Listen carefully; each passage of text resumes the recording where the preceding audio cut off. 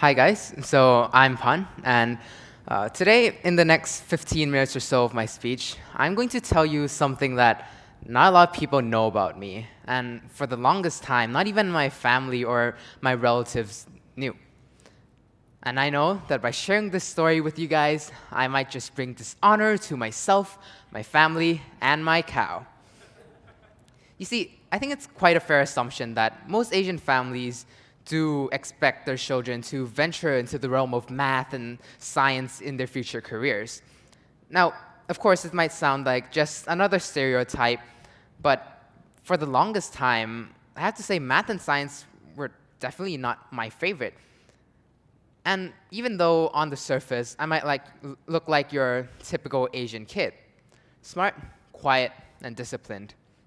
Though I admit that, sure, I might, to a certain extent, hold these three characteristics. Again, math and science were not my favorite for a really long time. And what a lot of people don't know about me is just how much I love to write. To put into perspective of how much I love to write, I've written too many stories to remember. As I was just preparing, looking through my old stories to prepare for this particular TED Talk, I found stories that I genuinely don't remember writing. And these stories range from short stories of 2 to 3 pages to nonfiction pieces to novels up to 150 pages long. Funny story, actually, no pun intended. In 7th grade, our English teacher assigned us to write a 15 to 20 page story. It should be about a hero's journey. Now, my partner and I, we both loved writing, and we ended up turning in this, a 79-page epic about the throne of Sorin. I even made this cover by myself. I was so enthusiastic about it. But I'm pretty sure my English teacher didn't finish it. Anyways, there used to be a time when I actually didn't enjoy writing, though. It was a time when I didn't feel inspired to write or felt like I didn't have a story to tell. We all know that feeling when you walk into class one day and your teacher assigns you to write about a personal narrative. So you're like, okay, cool, I got an idea. I'm gonna write about my trip to Japan. It was so awesome, it was so much fun. And then the teacher introduces this, the plot diagram. So you're like, okay, I've got the opening down, the exposition, I nailed it.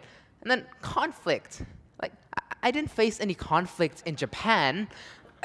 What am I supposed to write about? And that was when I didn't feel like I have a story to tell. And as my 6-year-old self thought more and more about this, I realized, oh, gosh, why does my life have to be so perfect? But I did start to like writing when I was 7 years old. Specifically, I was on a trip in Budapest in Hungary, beautiful place, by the way.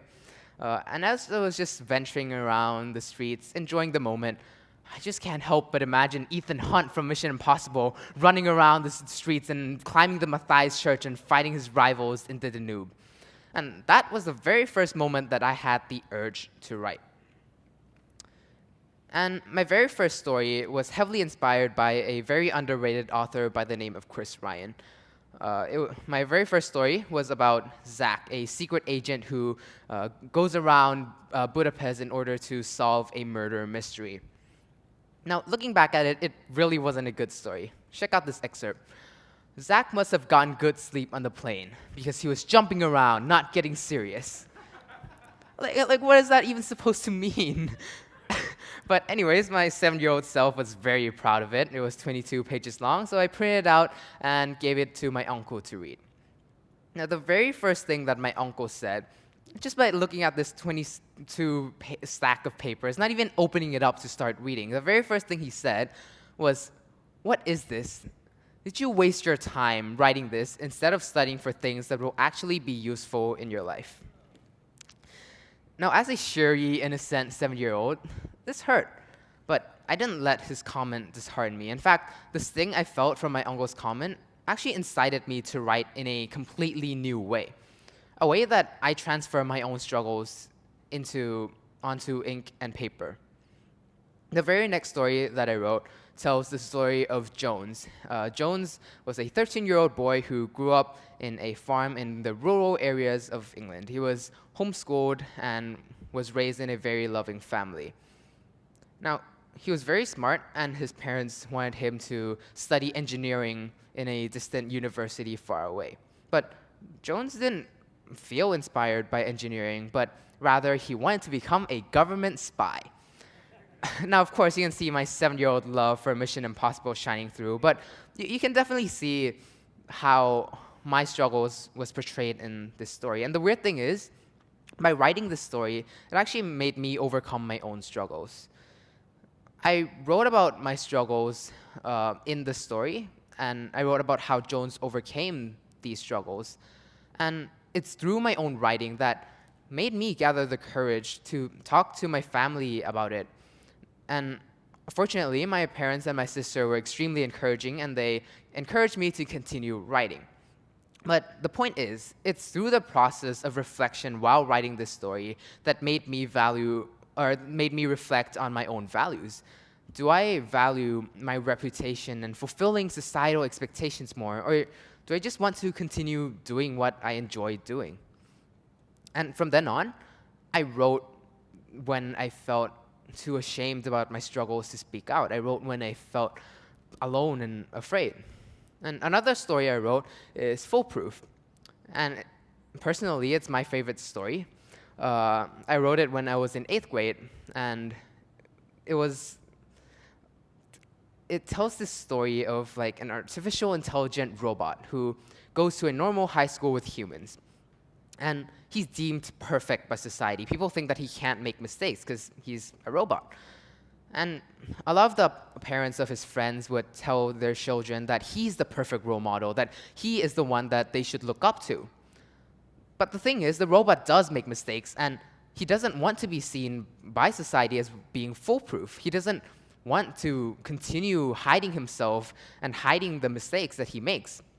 And in the end, he decides to just be himself, even if that means that he will have to break his perfect reputation.